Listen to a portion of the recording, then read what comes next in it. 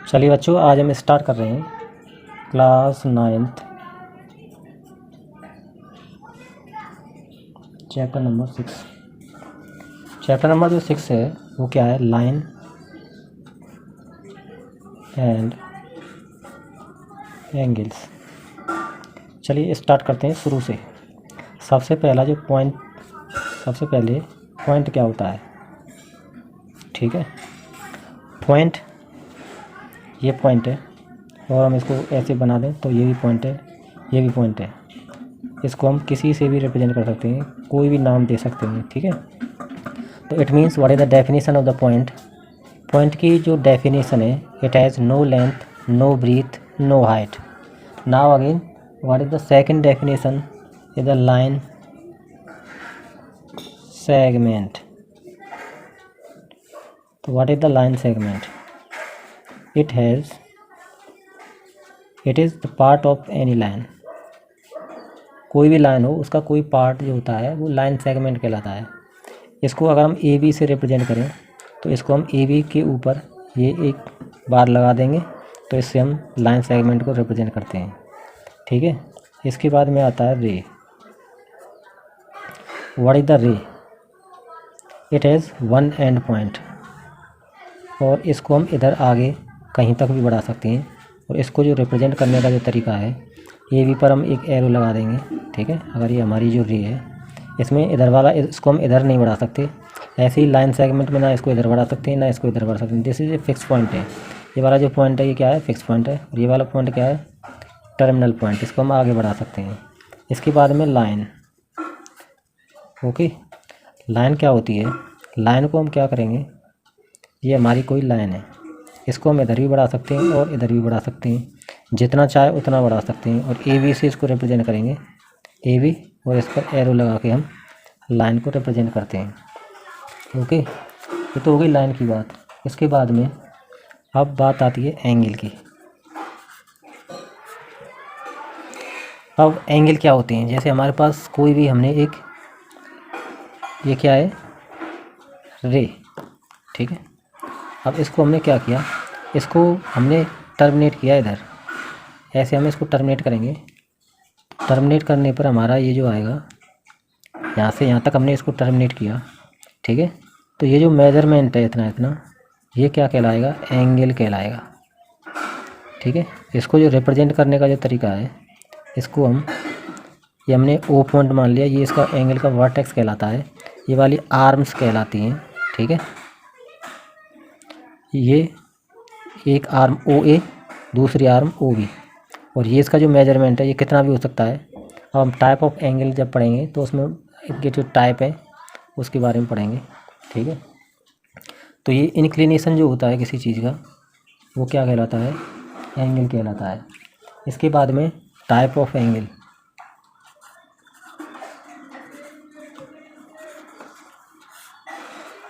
सबसे पहला जो एंगल होता है वो होता है एक्यूट एंगल। ऐसा कोई एंगल जो क्या हो, लेस देन 90 डिग्री, यानी 90 डिग्री से कम हो। Any angle whose measurement is less than 90 degree. ये वाला जो मेजरमेंट है वो कितना होना चाहिए? 90 डिग्री से कम होना चाहिए। ये 30 हो सकता है, 45 हो सकता है, 25 हो सकता है, 75 हो सकता है। ठीक है, तो पहला जो टाइप है वो क्या है? एक्यूट एंगल कहेंगे। इसके बाद में जो सेकंड टाइप है वो क्या है? Right angle. Right angle, triangle, right angle only. Triangle के बारे में बाद में बात करेंगे, पहले एंगल की बात चल रही है। ठीक है, एंगल, ऐसा कोई एंगल जिसका जो मेजरमेंट है वो 90 डिग्री के इक्वल हो। It means equal to 90 degree. ये वाला जो सिंबल है ना, ये सिंबल डिग्री का सिंबल है। किसका है? डिग्री। ठीक है, ये डिग्री का सिंबल है। ये 90 डिग्री के, अगर कोई भी एंगल 90 डिग्री के इक्वल होता है, राइट एंगल ट्रायंगल कहलाता है। उसके बाद में ऑब्ट्यूज।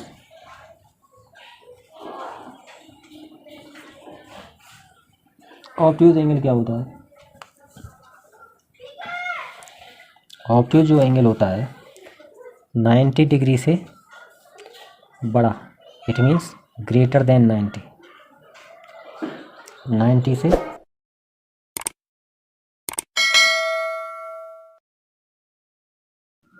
ऑब्ट्यूज एंगल में क्या होता है, जो 90 अंश से छोटा होता है और 180 से 90 अंश से बड़ा होता है सॉरी, और 180 से छोटा होता है। इसको हम कैसे बनाएंगे? ऐसे बनाएंगे। इसका ये वाला जो मेज़रमेंट है greater than 90 and less than 180, तो this is called obtuse angle. इसके बाद में straight angle. Straight angle, what is the straight angle? ये हमारी एक रे है और दूसरी रे हमारी ये होगी, यानी कि ये वाला जो हमारा जो साइड है, ये वाली जो रे हमारी घूम के इसके इस रे के अपोजिट साइड में आ गई, ऐसे घूम के यहाँ से घूमी, ठीक है, ऐसे घूम के और इसके अपोजिट साइड में आ गई। तो ये वाला जो एंगल बना ये कितना बना? 180। It means straight angle is equal to 180 degree. Okay, इसके बाद में तो अगला जो एंगल है वो क्या है? रिफ्लेक्स। रिफ्लेक्स एंगल जो होता है greater than 180, greater than 180 degree and less than 360। It means हमारी ये एक रे है, ये घूम के इसके अपोजिट से भी नीचे चली जाए, ऐसे इधर से ऐसे, ठीक है। तो ये ग्रेटर देन 180 हो गया। 180 हमारी लाइन यहाँ तक ही तो बनेगी, ये यहाँ तक 180 होगा, ठीक है। उससे ज़्यादा हो गई तो greater than 180 less than 360, it means this is the reflex angle. Okay, इसके बाद में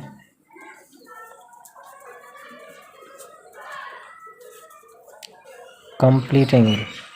कंप्लीट एंगल में क्या होता है, ये हमारी कोई रे है और ये एक राउंड कंप्लीट करे, यहाँ से स्टार्ट किया और ऐसे घूम के पूरा एक राउंड कवर कर लिया, यहाँ से घूम के यहाँ से ऐसे घूम के यहाँ जहाँ पर थे उसी पोजीशन पर आ जाए अगर हमारी रे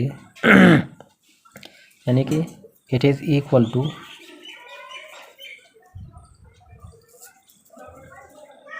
360 डिग्री।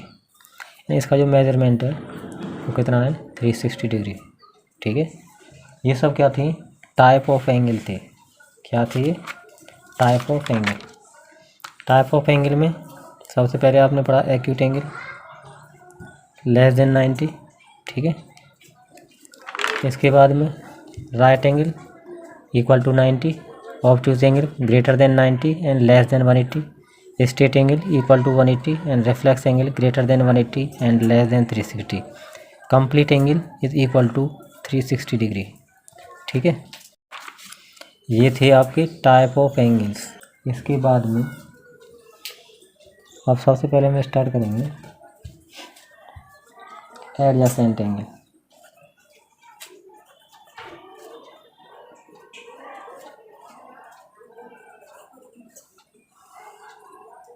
एडजेसेंट एंगल क्या होते हैं? Two angles are said to be two angles are said to be adjacent angle if they have, first point होता है same vertex and second a common arm, ठीक है। इसका मतलब क्या है? कोई भी एक हम एंगल ले लें,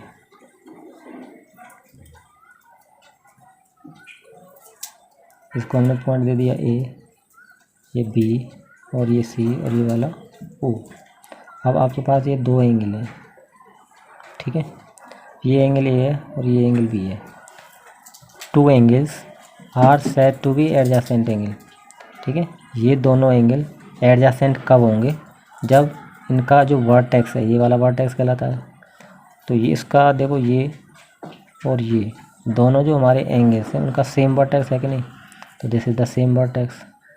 एंड ये वाली जो आर्म है, इस आर्म से ये एंगल भी बन रहा है, इस आर्म से ये एंगल भी बन रहा है, ठीक है। तो ये क्या हो गई? कॉमन आर्म हो गई।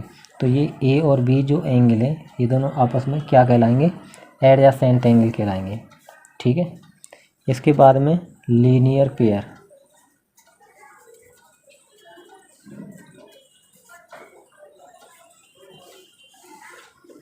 ठीक है। अब two adjacent angle are said to be linear pair if their sum is 180। It means कोई दो एडजेसेंट एंगल ऐसे बने हुए हों जिनका टोटल कितना हो? 180 डिग्री हो। जैसे ये एंगल और ये एंगल, एक स्ट्रेट लाइन, ये वाला क्या हो गया पूरा, अगर हम देखें तो स्ट्रेट एंगल हो गया कि नहीं? स्ट्रेट एंगल कितने का होता है? 180 का होता है, ठीक है। तो ये एंगल और ये एंगल, इन दोनों का टोटल अगर 180 है तो ये क्या कहलाएंगे? Linear pair.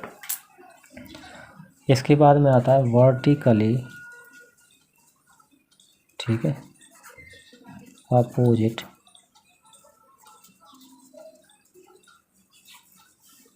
Vertically opposite angles.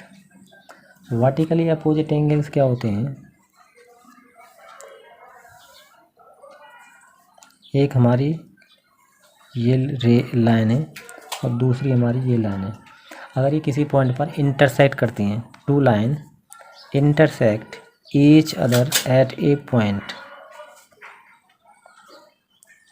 ठीक है, और ये पॉइंट हमने ओ मान लिया, तो इनके द्वारा ये जो एंगल बनेंगे, ये वाला एंगल, ये वाला एंगल, ये वाला एंगल और ये वाला एंगल आपस में क्या कहलाएंगे? वर्टिकली अपोजिट कहलाएंगे, ठीक है। और ये दोनों क्या होते हैं? बराबर होते हैं।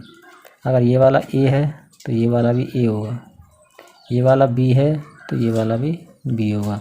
और ये दोनों क्या कहलाएंगे? Vertically opposite angle. समझ में आ गया? इसके बाद में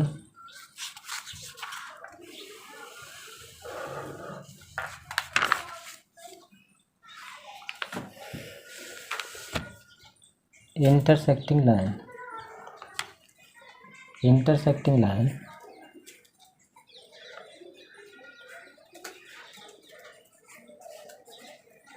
इंटरसेक्टिंग लाइन, दो लाइन एक दूसरे को जब इंटरसेक्ट करती हैं तो वो लाइन क्या कहलाती हैं? इंटरसेक्ट कहलाती हैं। जैसे ये भी कोई लाइन है और सी डी कोई लाइन है, ठीक है, तो ये दोनों लाइन क्या कहलाएंगी? इंटरसेक्ट कहलाएंगी, ठीक है।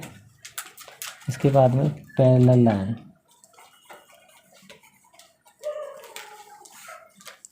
कोई दो लाइन, एक लाइन ये, एक लाइन ये, ठीक है, जो कभी इंटरसेक्ट ना करें, ठीक है, यानी नॉन इंटरसेक्टिंग लाइन। कोई दो line when two line never intersect each other at any point. अगर देखो ये दोनों line A B C D है, तो ए बी अगर पैरेलल है किसके? सी डी के, तो देखो A B parallel C D को लिखने का जो तरीका है वो ऐसे है। पैरेलल लाइन लिखने के लिए हम क्या करते हैं? ऐसे हम दो लाइन का ये सिंबल यूज करते हैं। तो ये लाइन अगर इसके पैरेलल है तो हम इसको ऐसे लिखेंगे, ठीक है। Parallel lines and a transversal, ठीक है। ये कोई दो लाइन पैरेलल है, ये लाइन और ये लाइन, ठीक है, these two lines are parallel. इसको हमने एल मान लिया, इसको एम मान लिया, ठीक है, एल एम। एक लाइन ये हमारी क्या है? ट्रांसवर्सल लाइन है, इसको हमने एन ले लिया। Two parallel line L and M, N is the transversal line, ठीक है। तो इनके द्वारा जो एंगल फॉर्मेड होंगे वो क्या क्या होंगे? सबसे पहले जो होगा वो होगा करस्पॉन्डिंग एंगल।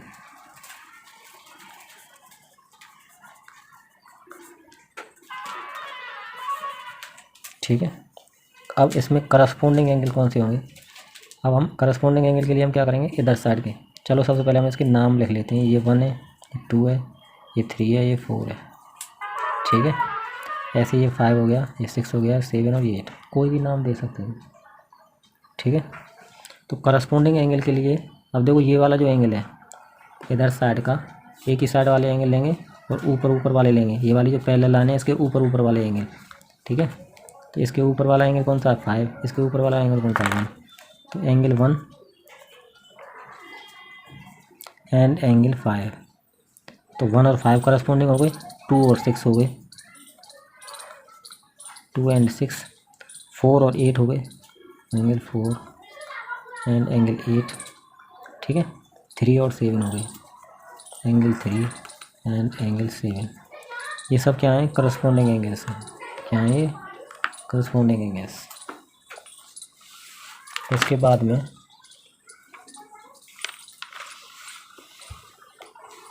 देखो जब ये दोनों लाइन पैरेलल होती हैं, ये लाइन और ये लाइन, ठीक है, ये दोनों क्या है? पैरेलल है।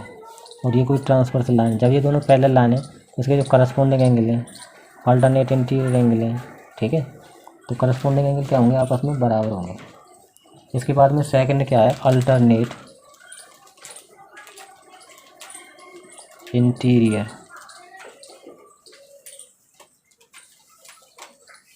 Alternate interior angle. ठीक है, चलो सबसे पहले हम नाम लिख लेते हैं इसके। चलो ऐसे डालेंगे 1 2 3 4 5 6 7 एंड 8। अब इसमें अल्टरनेट इंटीरियर एंगल कौन से होंगे? ठीक है, अल्टरनेट का मतलब होता है opposite.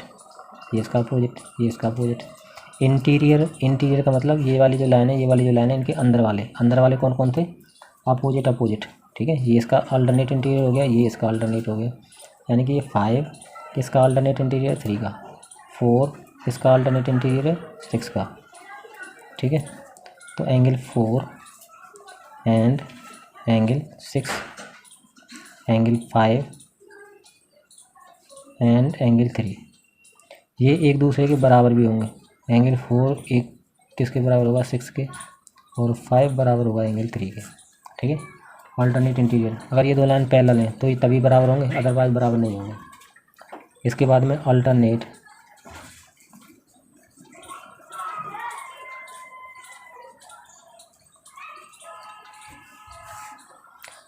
Exterior angle.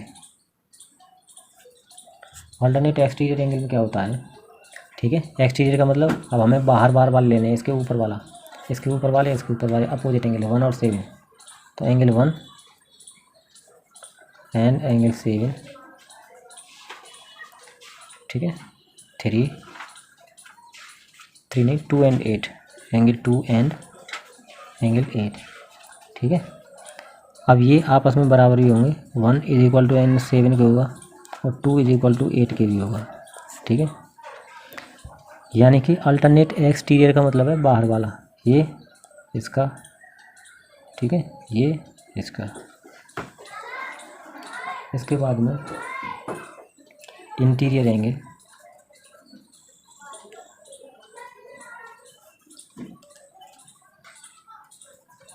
on the same side of the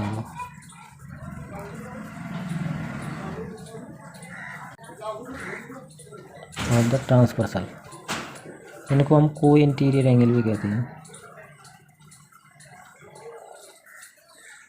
क्या कहते हैं? को इंटीरियर एंगल। अब को इंटीरियर एंगल होते कौन कौन से हैं? देखो ये वाली जो लाइन, इस लाइन के पैरेलल है कि नहीं?